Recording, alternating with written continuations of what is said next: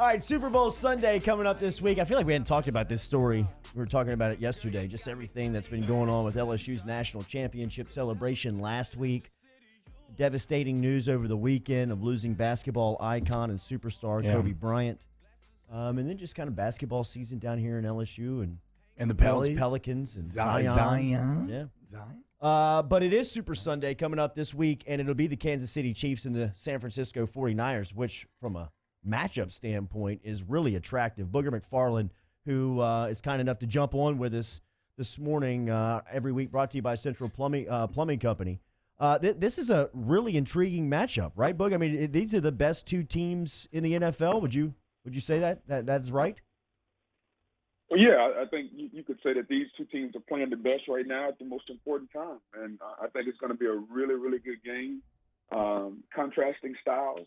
You know, one team wants to try to score 50 throwing the football and, you know, explosive plays and a dynamic offense, and the other team, you know, kind of wants to play suffocating D and run the football down your throat, but they can still get 50 that way. Yeah. So I think it's going to be a really interesting test to see which team can kind of impose their style or their will on the other team. And, you know, I know you mentioned basketball season, and a lot of basketball is tempo. Who can control the tempo of the game? You know, anytime you're playing the Warriors, you don't want to play the game, or the old Warriors before everybody left. You don't want to play the game in the 130s or 120s. You kind of want to play it around 100 or 95. I think this game is going to be played at a certain tempo. If you're Kansas City, you want the tempo up. You want a lot of points being scored. If you're San Francisco, you want this thing to be the fastest Super Bowl in history. The clock is running. I mean, you want 14-play drives, and so it's going to be an interesting test to see which team can dictate tempo. Look, I saw San Francisco hang 48 on New Orleans in the regular season offensively down here earlier this year. Is their offense, do they get a bad rap? I mean, I know how good their defense is, but can't their offense score with anybody? Yeah, they can if they have to, but the problem is they don't necessarily want to play that way. I think if you look at the last couple of weeks in the playoffs, you saw the way they want to play. They want to run the football. I mean, Jimmy Garoppolo threw 8 passes in the NFC Championship game. 8. So that tells you how they want to play. So although they can do it, they don't necessarily want to do it that way. Boog, how do you feel about that San Fran D-line going up against KC's O-line and Pat Mahomes? I think that's the key matchup in the game. I think anytime that defensive line can control and dictate pressure on Mahomes, now you can do so many things with 7 guys in coverage. You can double Tyreek Hill, double Travis Kelce. You can drop down and play some robber coverage, which is basically where you kind of have a guy cheating in the middle of the field. You can do so many things if you can get pressure with 4 guys. Now, the flip side of that is if you can't and you got to bring extra pressure, now you put the 49er defense at a disadvantage because I don't think the San Francisco 49ers have but maybe one corner that can run with any of the receivers for the Kansas City Chiefs. And I think that, you know, anytime you get in man-to-man situations, it is a distinct advantage for the Chiefs versus the 49ers. Boog, you've won 2 of these things. You got the rings to prove it. What are you feeling like on Wednesday right now, middle of the week? You kind of been in the build-up for a week and a half now. The game's on Sunday. Like, kind of where was your head at when you were going through this? Well, if you want to know what I felt like Wednesday, you should ask me yesterday. Today's Thursday, first of all. That's number one. Okay. Admittedly, a small mistake, but a mistake nonetheless. Well, I'm just trying to make sure your audience doesn't think they went back in a time machine or something, you know? I have no defense. But no, you know, well, yeah, technically there's not one. This late in the week, man, you know, today's usually the last work day. So Thursday is the last work day of the week where you go out, and it's probably going to be a pretty full-speed practice, shoulder pads on as you were playing back in the old days. I know now they don't do that. But today is a work day where it is pretty up-tempo at practice. And then tomorrow is a short practice. Guys start to get ready for the game. All the players get their haircuts. If you need some braids, you got to get your braids redone because Friday is a really short practice, and you have a lot of time off in the afternoon. And then Saturday is a walkthrough, and then Sunday is the longest day of your life. Oof, I didn't sleep. Jesus. I didn't sleep Saturday night. I woke up at 3 in the morning, and even the second time. Yeah, even the second time. I woke up at 3 in the morning, and I'm just sitting there and I'm looking out the window because we were staying in Fort Lauderdale because our Super Bowl was here in Miami, and I'm like, okay, I can't just stay up. So I dozed off back in and out a couple times, and I was up at probably 5:30. And the next time that I went to sleep for longer than 30 minutes was probably Tuesday morning. Oh. And it was, That's so it was an unbelievable ride. You talk about playing on pure emotion and adrenaline. That was one of the coolest things ever, is because not only did we win the Super Bowl, but we had so much fun. And, we never thought about going to sleep or getting tired until we got on that plane and headed back to Indianapolis. And then everybody kind of took a break and was like, okay, now we get to exhale a little bit. But it's fun, man. It's an experience. How many times in life does the whole world focus on one event?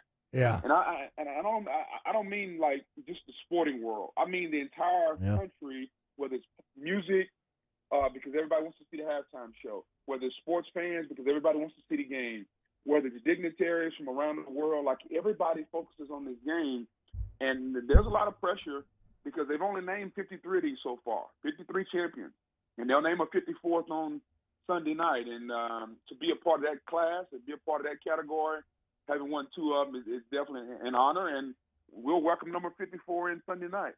Call Central Plumbing Company for residential and commercial plumbing services, 925-8552, bringing you our weekly conversation with Booger McFarland. What'd you think of Bo Pelini being tabbed as the next defensive coordinator here? I like it. Bo has proven that he can be multiple. He's proven that he understands the fishbowl that is the SEC. He understands the SEC West.